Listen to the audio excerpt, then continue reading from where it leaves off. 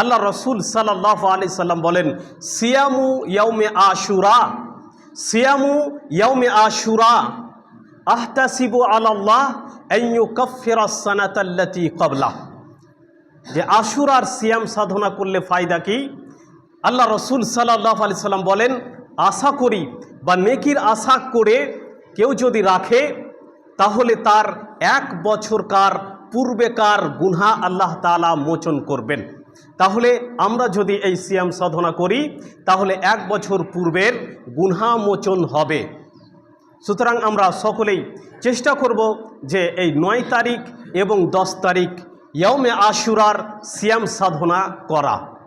এই সিয়াম সাধনা করা ছাড়া, ইবাদত বন্দেগি করা ছাড়া, নফল ইবাদত বন্দেগি করা ছাড়া এই মাসে আমরা যতগুলি ইবাদত বন্দেগি দেখতে পাই, হাই হুসেন বলে চিৎকার করা, তাজিয়া বানানো, কিংবা ইমাম হুসেনের শখ পালন করা, আরও কিছু মাতম করা, কিছু নোহা করা, যাই কিছু করা আমরা দেখতে পাই না কেন, এইগুলো ইসলামী শরীয়তে নেই বা ইসলাম একে সাপোর্ট করে না। আল্লাহ রসুল সাল্লাল্লাহু আলাইহি ওয়াসাল্লাম হাদিসের মধ্যে উল্লেখ করেছেন যে আরবাউন মিন উম্মতি, আরবাউন ফি উম্মতি মিন আমরিল জাহিলিয়াহ। আমার উম্মতের মধ্যে জাহিলিয়াতি প্রথার মধ্যে 4টি প্রথা আছে। আরবাউন ফি উম্মতি মিন আমরিল জাহিলিয়াহ, 4টি প্রথা আছে। সেই 4টি প্রথা কি? আর আল্লাহ রসুল সাল্লাল্লাহু আলাইহি সাল্লাম তার আগে বললেন যে এই 4টি প্রথা কেউ যদি মৃত্যুর আগে তওবা ইস্তেগফার না করে আর মারা যায় তাহলে আল্লাহ পাক রব্বুল আলামিন তাকে ক্ষমা করবেন না। সেই 4টি প্রথা কি আছে? আল ফখরু ফিল আহসাব, আল ফখরু ফিল আহসাব অর্থাৎ বংশ নিয়ে, নিজের বংশ নিয়ে গর্বিত হওয়া বা গর্ব করা, ফখর করা, অহংকার করা, নিজের বংশকে নিয়ে গর্ব করা যে আমার বংশ খুব বড়, আমার বংশ উমুক, আমার বংশে উমুক আছে, তার বংশে এই নেই, এই নিয়ে নিজের বংশ নিয়ে গর্ব করা আমার উম্মতের মধ্যে একটা প্রথা আছে। ওয়াত্তানু ফিল আনসাব, এবং অন্যান্য ব্যক্তির বংশতে কি দেওয়া? খোঁটা দেওয়া, অন্যান্য বংশকে ছোট করে দেখা, তাকে খোঁটা দেওয়া, খোঁটা দিয়ে কথা বলা।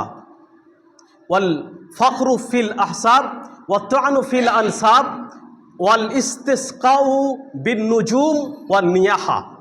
ওয়াল ইস্তিসকাউ বিন নুজুম অর্থাৎ তারকারাজির মাধ্যমে কি করা?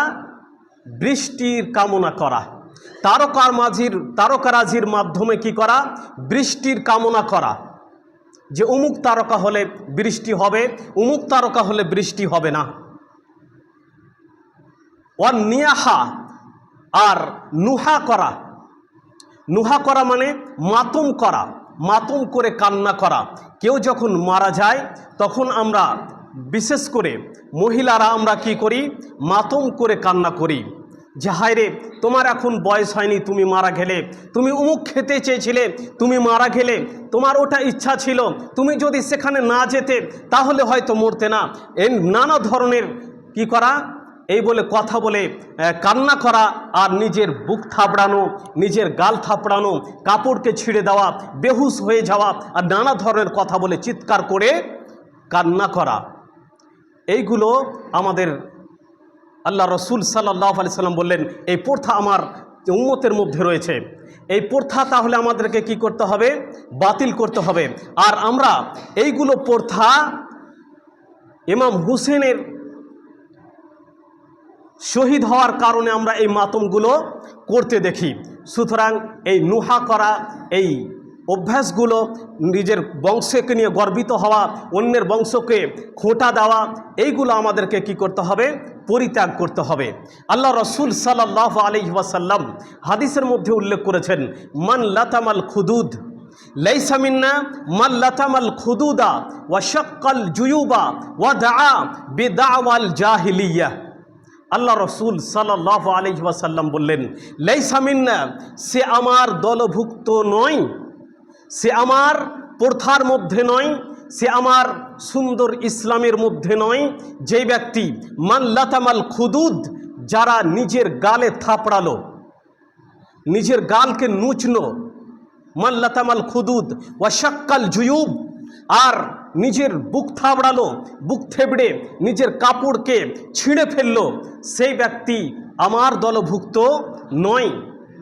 ওয়া শাক্কাল জুয়ুব ওয়া দাআ বিদাওয়াল জাহিলিয়া, এবং এমন সে চিৎকার করলো যেটা জাহিলিয়াতের চিৎকার, যারা জাহিলিয়াতে যেটা প্রথা ছিল সেই প্রথা নিয়ে তারা কি করলো, প্রথা চালু করলো, সেই প্রথায় কান্না করলো, সেই প্রথাকে সে বাস্তবায়িত করলো।